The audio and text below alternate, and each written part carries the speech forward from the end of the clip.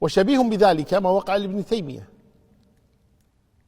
لما ناظر دجاجلة البطائحية من الرفاعية الصوفية، لما ناظرهم وكانوا يقولون يشعلون النار ويدخلون فيها ويخرجون ولا يصيبهم شيء، وكان ابن تيمية ينكر عليهم ذلك كثيرا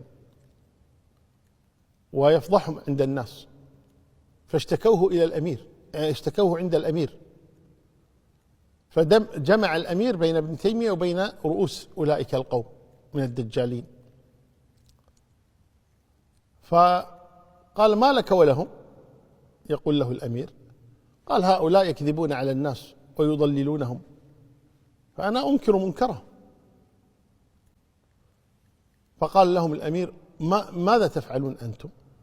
قال: نحن ننصر سنة النبي بدخولنا النار وخروجنا منها، أن هذه كرامة من الله تبارك وندعو فيها إلى الإسلام. فقال ابن تيمية: أيها الأمير، هذا سراج، كان سراج معلق، قال: هذا السراج هو يقول يدخل في النار، أنا أقول لا تدخل، هذا السراج يدخل إصبعه وأدخل إصبعي في السراج، ومن احترق إصبعه فعليه لعنة الله والملائكة والناس أجمعين. فالتفت إليهم الأمير وقال: أنصفكم. فامتنعوا. فقال: لما امتنعتم؟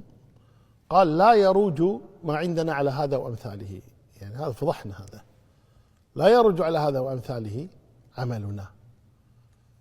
المهم ظهر عليهم ابن تيمية رحمه الله تعالى، فلما خرج من عند الأمير سأله بعض أصحابه الذين حضروا المجلس، فقالوا له: أكنت ستضع إصبعك في السراج؟ قال: نعم. قالوا: قد يحترق؟ قال: لا، لا يحترق. قال: كيف ما يحترق؟ قال: أردت نصرة سنة النبي صلى الله عليه وسلم، وأردت نصرة دين الله تبارك وتعالى، فلن يخذلني الله جل وعلا. اعتماد على الله تبارك وتعالى.